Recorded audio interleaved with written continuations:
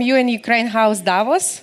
So I am glad to announce the next panel, Galvanizing International Support, Now and Post-Victory. I would like to invite to the stage the moderator of the panel, Daniel Rande, Senior Vice President and SHRE Chair in Global Analysis in Center for Strategic and International Studies. Please welcome. Hi, thank you so much. I'm so appreciative that we're going to be having this conversation about galvanizing international support now and post-victory. I want to call up to the stage Secretary Penny PRITZKER, who is the U.S. Special Representative for Ukraine's economic recovery. Please give her a big hand. Secretary, why don't you sit there, Madam Secretary? And then we're going to have Ambassador Hilbrun come on up, who is the Special Envoy of the President of France for Ukraine's relief and reconstruction. I think one of the, I'm not going to call it a silver lining because this has just been, it's atrocious and horrific what's happened.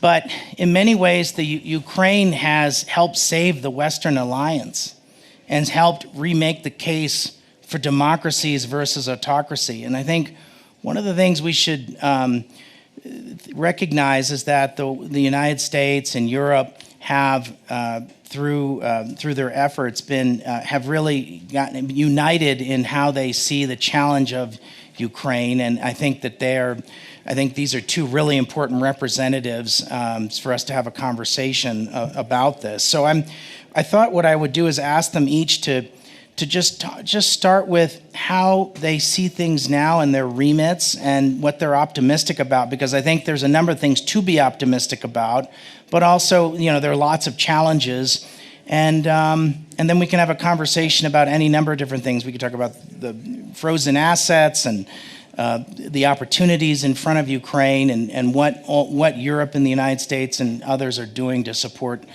the Ukrainian cause. So, Madam Secretary, thank you for being here today. Well, thank you for having me, and I want to thank Horizon Capital and Lena for, in particular, for inviting me to join you. So I'm really thrilled to be here. Horizon Capital represents exactly what Ukraine needs, which is a leading private equity firm that has, I think, about $1.5 billion under management, and it's backed by 40 institutional investors, which is exactly the kind of, I know it's a spin-off of WINSEF, which was a U.S. government development fund, but frankly now it's a for-profit effort, and that's really exciting to see.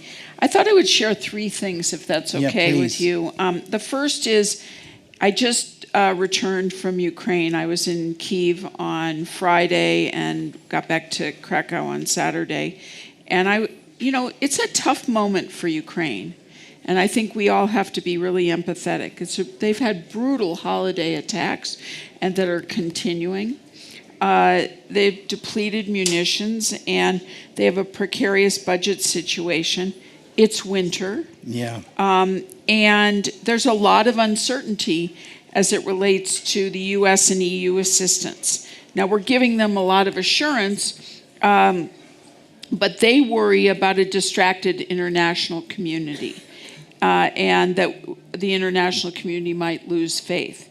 So I think we just have to put ourselves in the mindset of what Ukraine is facing before one starts to rattle off the good news. Despite all this, I think Ukraine is beating the odds. And there's a lot of work to do, but let me talk about three things. First, the economy. Ukraine continues to show modest but important momentum on the economic front. GDP growth last year was 4.5%. Investment was up 17%, and state revenue was up 10%, $4.4 billion, all of which exceeded expectations. Another thing is let's think about the Black Sea Grain Initiative. The Russians walked out of the Black Sea Initiative in July, and the Ukrainians went right to work, and by August there was a new Black Sea corridor being created, first through the Danube and now down the corridor. And since August, 500 ships have moved through the Black Sea corridor, carrying over 15 million tons of exports. I know people in the back are enjoying themselves, but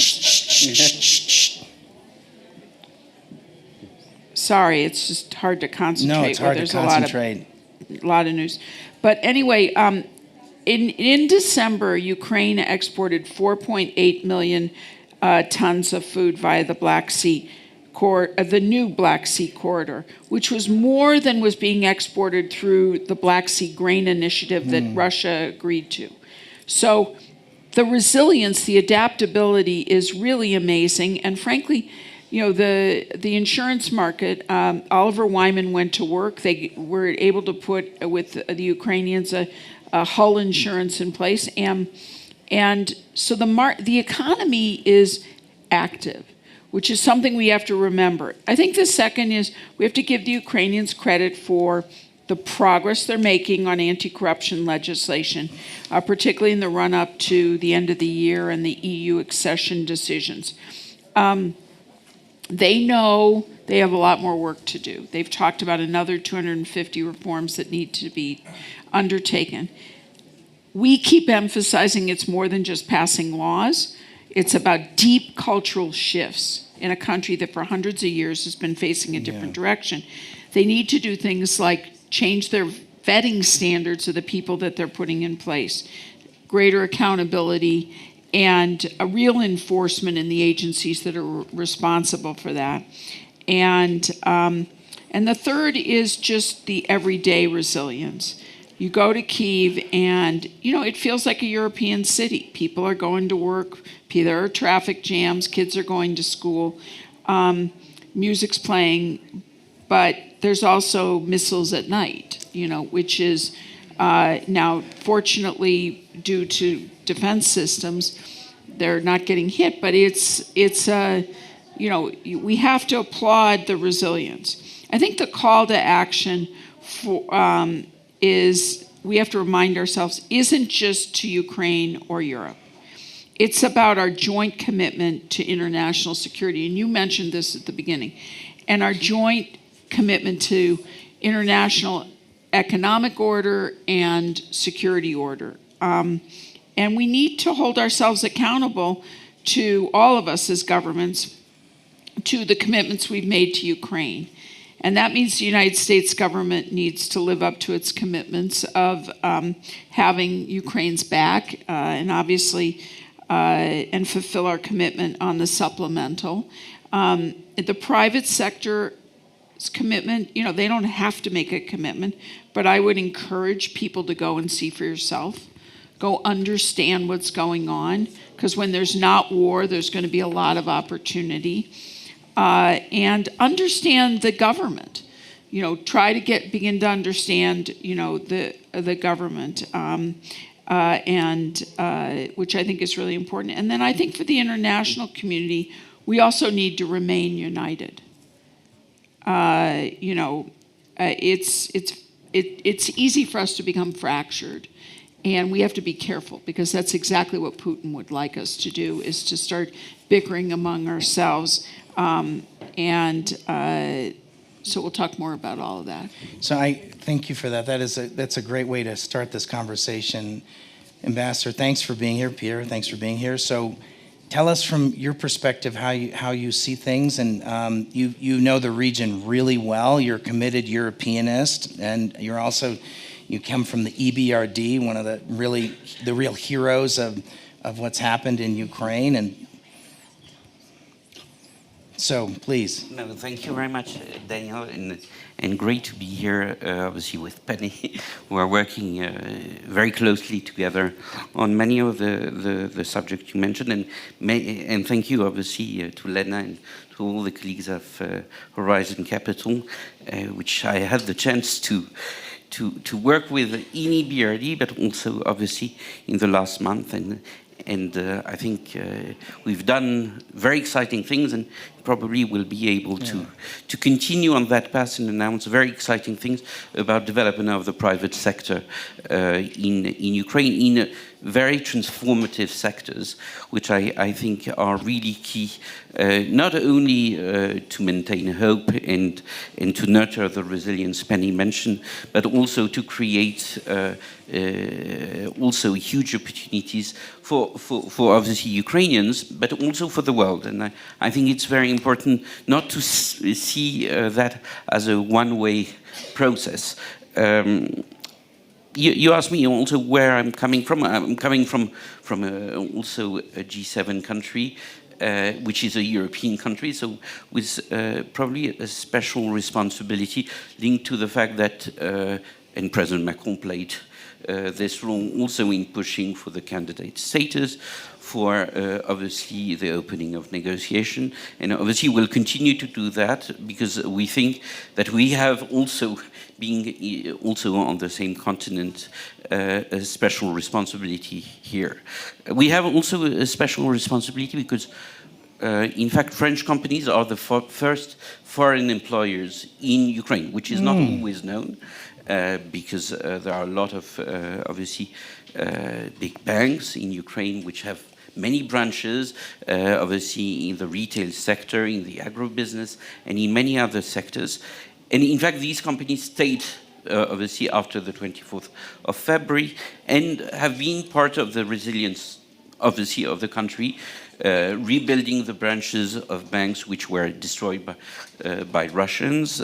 And I think that gives us also a special responsibility in the future. I will not go back to the challenges which are immense, both from a political point of view and an economic point of view, because Penny, you pointed them very well. Also, about the good news, I think that has been noticed by everybody about the resilience, both on the macroeconomic front, but banking, also a successful initiative like which were pushed on the Black Sea, which are really fundamental. Also, I think on the military side, because obviously people are always talking about the failure of the counteroffensive, they always forget also the success and the courage which was displayed there, which are huge assets also for the future. I would just say what is needed now, I think, first is a sense of urgency. We talk about reconstruction, and I think this concept is sometimes very misleading because in fact, reconstruction is now and is happening, and at least I see French companies and I see European and American companies not only talking about reconstruction, but doing it. And I think we have to do that much more, and not thinking that we should look at Ukraine when there will be a peace treaty. That's an illusion, and by the way, it's very misleading. The second thing I think is a change in narrative. And I think we are always very much, obviously, covering the military aspect. But I think we are not covering enough, and probably it's our fault, but also media's fault, not to underline also the extremely, first, the intrinsic assets of the country, which are huge. But also the potential, the dynamic also, which is there. And I think we don't find in many continents. And I think this dynamism, this entrepreneurship is really fundamental. Last point is obviously on reforms. You mentioned that, Penny. I think what has been achieved also in the last 6 months with the perspective of enlargement, accession talks, is really, really impressive. And the question is now how much we sustain this progress, how we implement the reforms which were decided, and how we continue on that path. Thank you. So it's been a privilege to be on the UNICEF board for 5 years. I was fairly intelligent about Ukraine, but at CSIS for the last 18 months, I've been leading this Reconstruction Commission, and we had a conference in September, and Secretary PRITZKER was kind enough to come, and you helped sell a party. Thanks for being there. We really appreciate you being there. And we've done probably 30 seminars and 20 background papers. And my deepest thought after all that is we have to align all reconstruction of Ukraine with EU accession. Now, as an American, when I tell Americans, like, what the hell are you talking about? Like, that's your punchline? I'm like, yes, that's my punchline. And what I say to American audiences, Pierre, is, and I said this earlier, so I apologize for those who were here earlier, but what would you have done if you were in an American college to join the coolest fraternity or the coolest sorority in college? Joining the EU is like the coolest fraternity, the coolest sorority, and getting in is like hazing. And so you have 7 buckets of reforms you have to do. There's not enough foreign aid, there's not enough seminars, there's not enough white papers, there's not enough demarches that are going to change the trajectory of Ukraine. Joining the EU is going to it's going to impact the electorate, it's going to impact the political class, it's going to impact the business class. It's the only thing that's going to change the calculus and change Secretary of President was talking about the cultural shifts. That is a huge and deep cultural shift. So I think what President Macron has done leading on this, what France has done to lead on this, is historic. This is a huge ask. This is a big deal, right? To paraphrase President Biden, this is a big deal. This is a huge deal. And I think for Americans, we don't fully understand why this is important. But it's not just about resource transfer, but it's about the reforms and also about making Ukraine a full-fledged member of the Euro-Atlantic community. So it's really quite important. And so I think the fact that in December you all offered that process, could you talk a little bit more about that? Because I think it's something that I know for European audiences, like, yeah, I know what European Union, not everyone here is a member of the European Union in the audience, and also who are watching online. Could you explain why that's important and how you see that process unfolding? So, no, but thank you very much for your words. First, I think we should start from what people are expecting, in Ukraine. And Euromaidan was Euromaidan. So, obviously, Europe is associated with values, which we share obviously with all our allies, but also with a model of society which is about the rule of law, human rights, inequality, which is in a way not excessive and compatible with a competitive economy. So a form of society which is fundamental. So that I think is also one element which we sometimes forget before going to what is really an element which makes the difference, is a process where it's a process of transformation. And obviously the story and the trajectory of Poland, of the Baltic states, which have been able to transform themselves in a record time, and by the way, attract private investment by aligning with standards which are in fact reassuring also companies that they put money in a place where more or less the best environmental standards, financial transparency standards will be in fact the ones that they will encounter, is linked to the process, which is obviously sometimes burdensome. You have a lot of people on your back, and probably we know that as a member state of the European Union, by the way. But I think it's the only process which can be transformative, because otherwise it's one-shot progress, which are not, in fact, transforming a country or sector. So that's, I would say, the essence of the accession process. Something?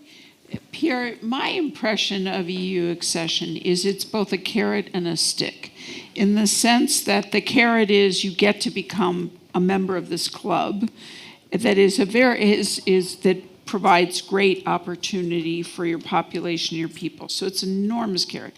The stick is you really have to conform. You have to conform to the values and the rules and the regulations, etc. So I find the word negotiation a bit overstated. And the more you think you're going to negotiate, I think the longer it takes to get into the club. And so I think that's as the Ukrainian government, I mean, the polling shows the Ukrainian people really want this. and they want the benefits that will come with it. And then the question is, how fast can the Ukrainian government actually make this culture shift? Not just adopt the rules, but live the essence of the rules. And that is, a lot of the work that I know your government's doing and our government is doing, is helping them live into the promise, if you will, not just what to do, but then it's more than just writing a rule down in your constitution or in your laws, but it's also living into it. And I think that's a realization that is important to have. Does that feel real I would to say you? implementation is part of the story. So it's not Exactly. about rules. It's about Exactly. making sure that they translate in reality, in sector by sector, and that's, I think, something where the idea is, even in the G7 platform, we are very much working together, is something where we should be united. So more or less looking at how rules are changed, how they are implemented, and what does it mean for the different segments of the society. So, yeah, Secretary PRITZKER, I think that's a great way to describe it, live into the promise that you were describing. And you talked earlier, Secretary PRITZKER, about anti-corruption. And I think there are 7 buckets of reforms that Ukraine has been asked to do by the European Union. I think 4 of the buckets, or I can't remember, you can remember, I think at least a significant part of the requirements have been around anti-corruption. And so it's a vector by which we can all collectively work towards helping our friends in Ukraine get to the right place. And as you said, live into the promise. I think that's a good way to capture it. I want to ask Secretary PRITZKER that I saw a news story last week about a shift in the Biden administration's position on the frozen assets, the Russian frozen assets. I was hoping you might be willing to talk about that if you were able to, and if you want to, and I'm hoping also, Pierre, if you wanted to talk about that as well. It was in the press, at least. I don't know how. Yeah, what I would say is I think there's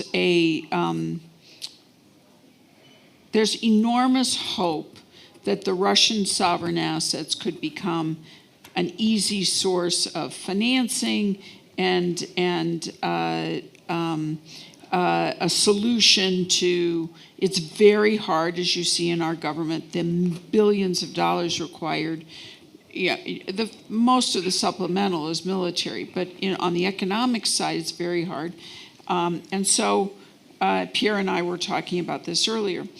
I think one has to realize that the process, so the G7 has come out with a statement that in essence says, Russia should pay, and please, ministers, go back and figure out, is there some way that these thing we call Russian sovereign assets could be utilized for that purpose? Kind of, that's the way I translate it. I make it very simple in my mind. There's a lot between here and there. There's like 6 or 7 steps. You need a legal theory. You need enabling legislation. You need what's the governing process? Where are you going to spend if you had the money, where you might spend it, who gets to vote, who's in the process. And we have to remember that technically most of it sits in Europe, and it sits in a company that is a for-profit company.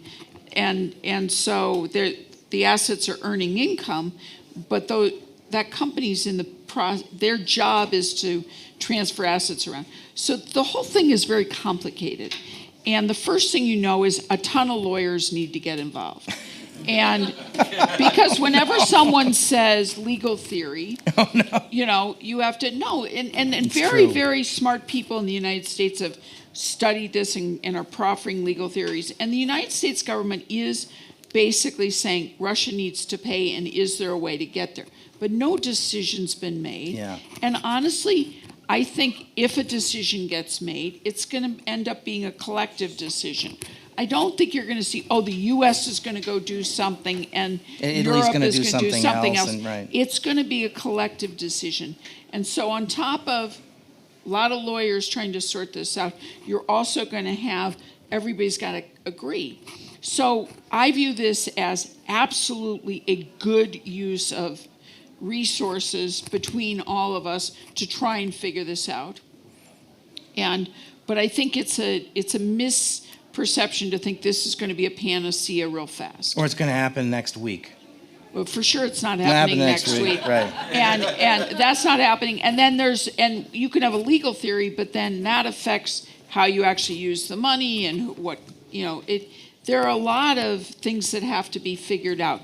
And the good news is what the G7 has said to itself is, and the leaders, is go work and try to figure that out. So there's real work going on and real effort and real intention. But we're far from a conclusion.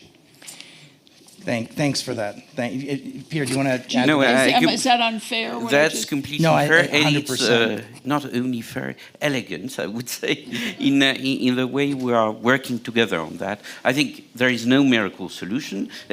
By the way, it should. And you agree, it's not going to happen next week, right, Pierre? And it will not fill the gap immediately, which we have more or less to fill through our own means, financial means, military capacity and all that.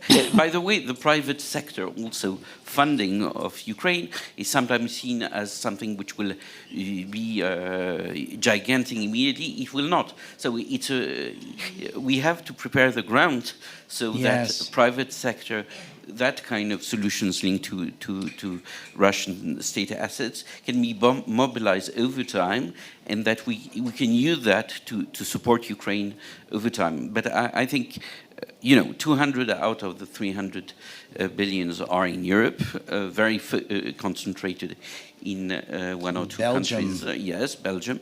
We are working extremely actively in Brussels. And by the way, the Commission has made a proposal on the 12th of December about using these revenues. They are not ridiculously small. We are talking about 15 billion euros over the next 4 years. This is the interest. This is the interest exactly. on the money. And it's only what we call windfall profits made by Euroclear, which is the depository of Russian assets, the central bank. So this is significant money, and I think obviously it can have systemic impact on the euro. So these issues have been to be looked at carefully, and I think at the end, and Secretary Blinken, like Janet Yellen, were very clear in the fact on the fact that there should be a G7 more or less common position on that.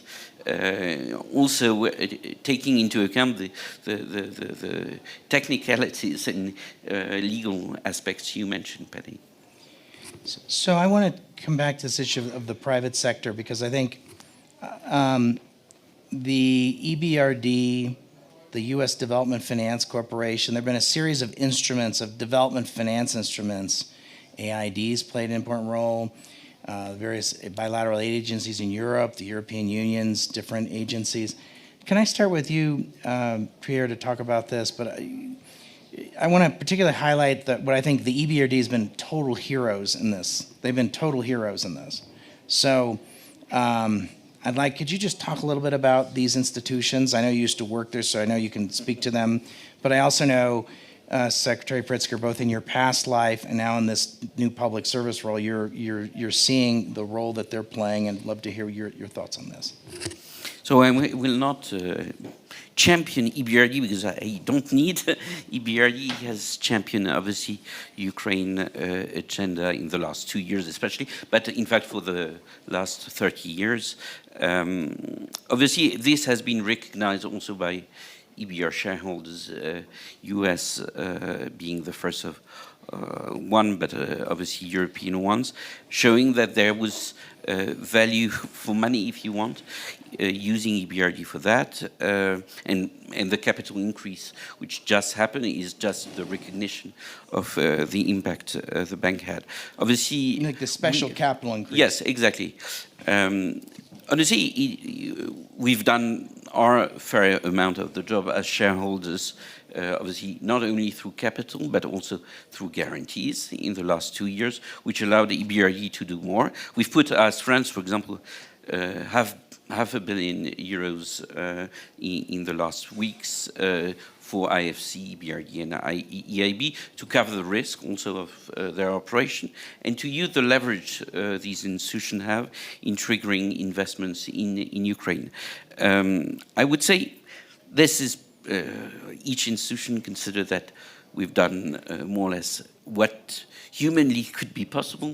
I think there are also areas where we can still work on, the combination of insurance, by the way of investments, but also of people going to Ukraine, and which is linked to obviously investments.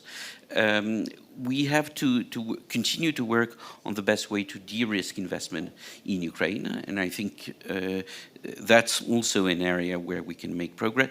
Also, touching the SMEs, which are obviously, and Ukrainian SMEs, which are the backbone of the economy, and I think that also requires probably special attention, and probably also risk-taking behaviors of each of these institutions backed by shareholders.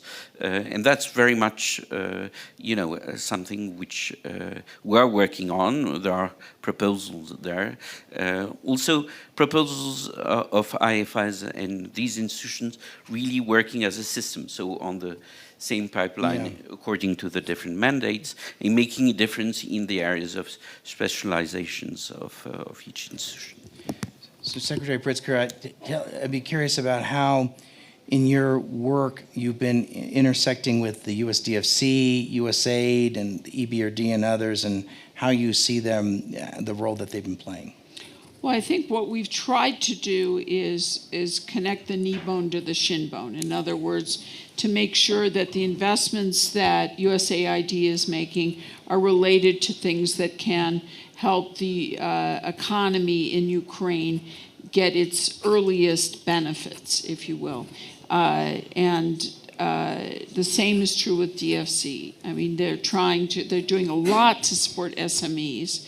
And they're being extremely creative where they can't do direct lending or do certain things. They're funding into banks that are active on the ground. So I think they're, all of this, one of the things that President Biden wanted to make sure and asked me to get involved in is just make sure that it's not every aspect of the U.S. government doing it for themselves, but how does it all fit together to add up to ultimately helping reconstruction get going as quickly as possible. And frankly, I mean, as we've talked about, all of us believe reconstruction needs to start now, and the effort needs to start now. And what do I mean by that? There's just foundational work that has to happen.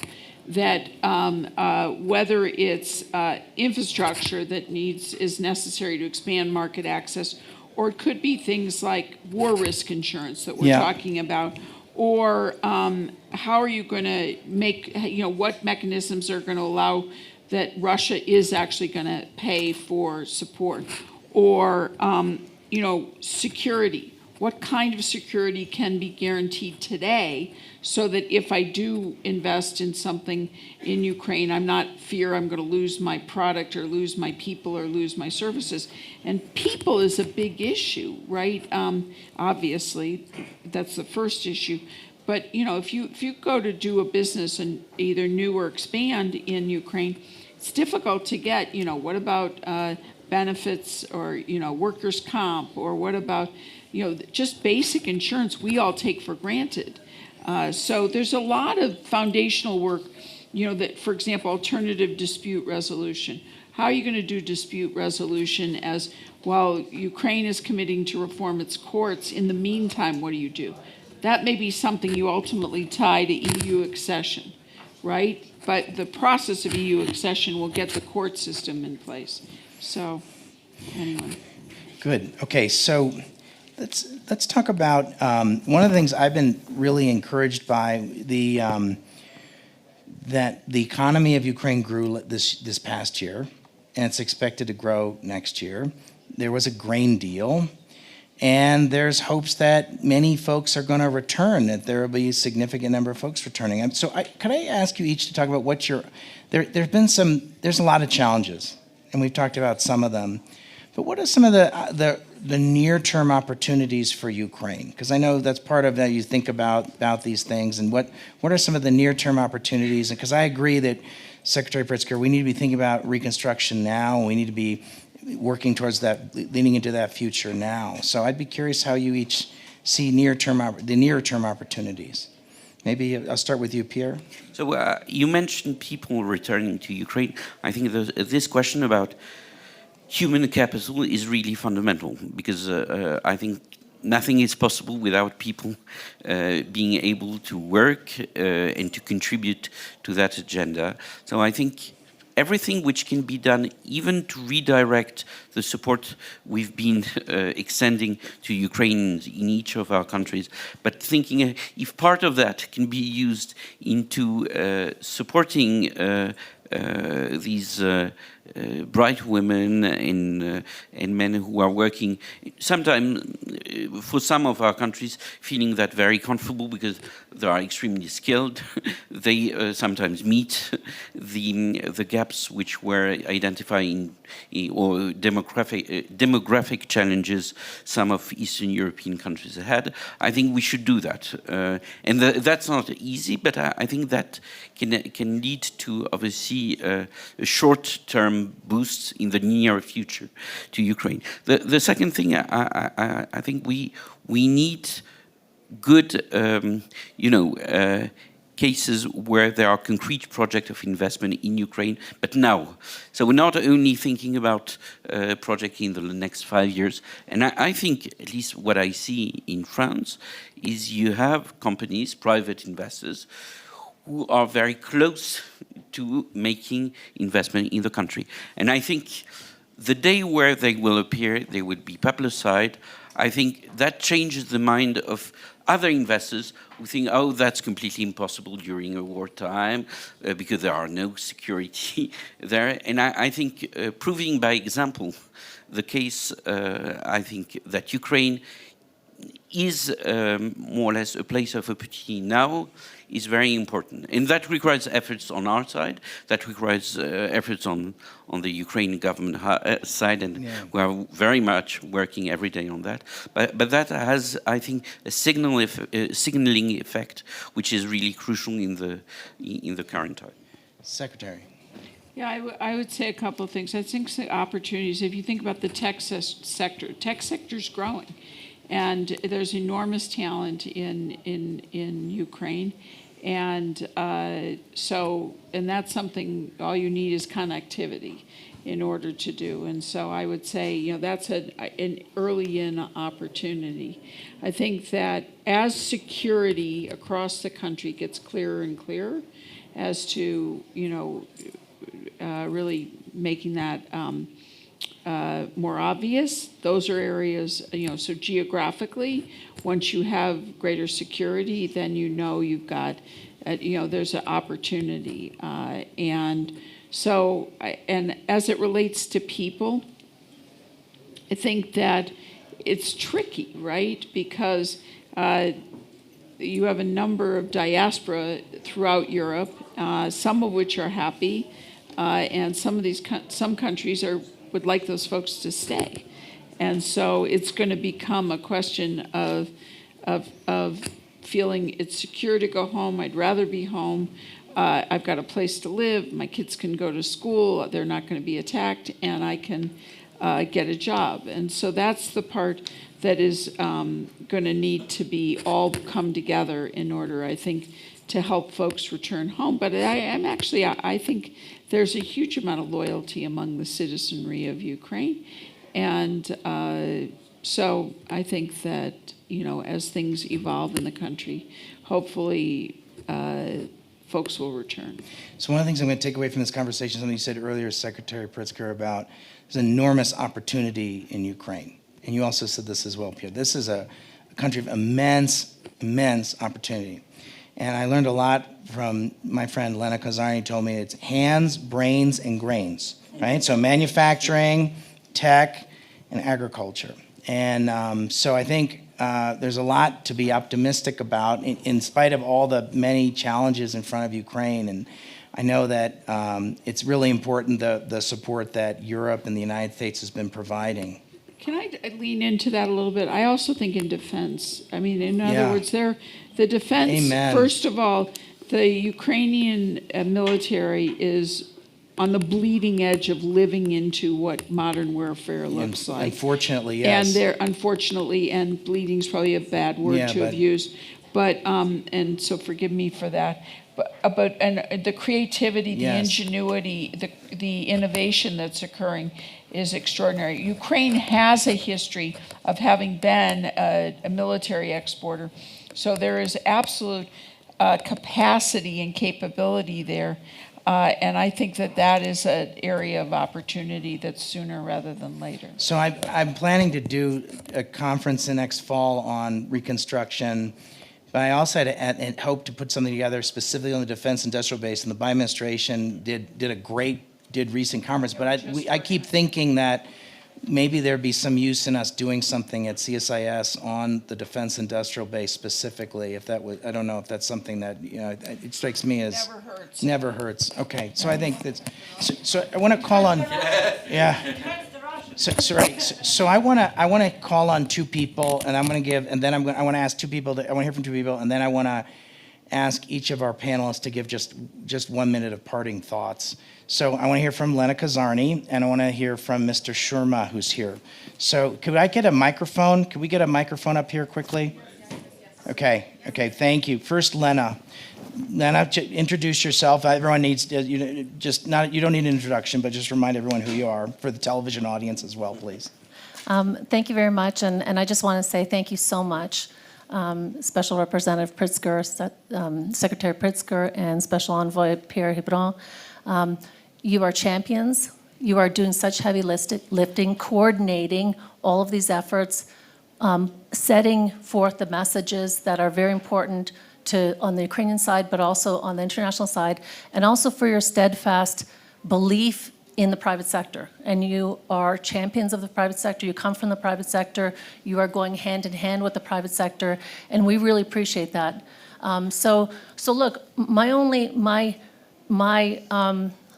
belief is any way that we can support your efforts, let us know.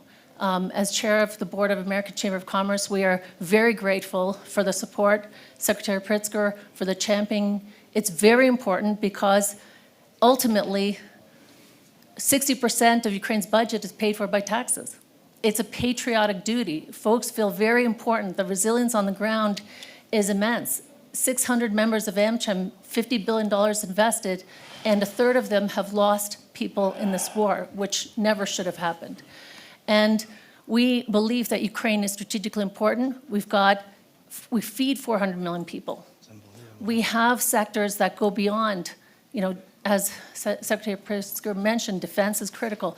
Energy, telecom, tech, ag, manufacturing. And what I want to say to everyone in the room, there's a lot of US companies here who are looking to expand relationships with Ukrainian entrepreneurs and companies. There's a lot of European companies. And thank you for the support, the guarantees, the backing, the activization of DFC, of EIB, EBRD, IFC, because that work is critical. I know from raising a fund, we've raised the largest fund for Ukraine, 328 million, 328 million, soon it will be 350, but we started off without the 10 million from Westness, 35 times already, without the backing from EIB, 25 million euros, DFC, 25. We could not be already backing entrepreneurs now. We put $50 million to work in the last 6 months. And between us and Western NAS Enterprise Fund, we have $500 million to put to work right now in Ukraine, and we're doing it. Thank you for all of your help, because of you and the support to the private sector, we really appreciate it. Mr. Shurma, please. Good evening to everybody. Thank you, first of all, for your strong support to Ukraine.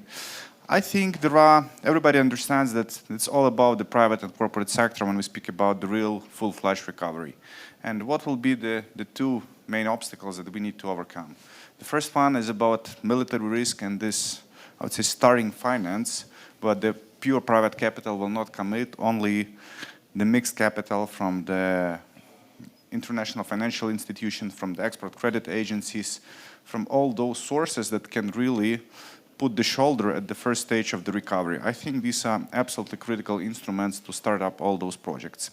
And the instrument to ensure the military risk, because if you speak to any conventional industry, not maybe the tech, but the conventional industry, the military risk is like 90 to 80% what really stops of really touching some of the opportunities. And the second part is the specific deals, specific transactions, because that really builds the trust, the belief that this is possible, and it creates the FOMO effect, because everybody speaks about the unique opportunities, but everybody fears to try. If you see 1, 2, 3 big transactions, the other starts to look. And I really hope that there is one very specific deal that everybody is working on now, that it will materialize in the next weeks, maximum months, which will be the real big multi-100 million startup for this run and the Ukrainian recovery. Thank you. Great. Thank you. Thank you. Please. I want to give you each a chance to have just a closing thought before we close this out. Madam Secretary? Well, I'll just say, first of all, thank you for inviting us. And, this is, my closing thought is really one of, we're committed to Ukraine. And nothing about Ukraine without Ukraine. Amen. And I want to give reassurance to Ukrainian people that the American people and America is there for you, even though our politics and democracies can be very complicated. Messy. Yeah.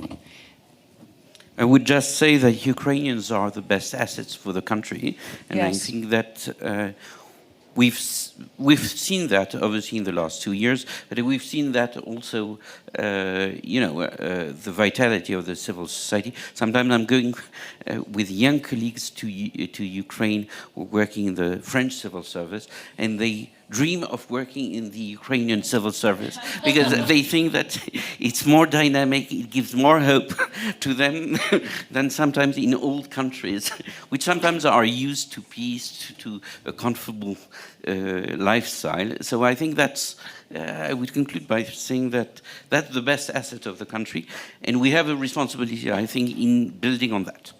Thank you. Thank you. Please join me in thanking the panelists. Thank you. Thanks. This is great. I know they... Yes, thank you very much. It is a pleasure having you and an honor to having you in our house. So as to stay warm in this winter weather, here are some scarves for you to get warm. Thank you very much. That's beautiful. That is lovely. Thank you.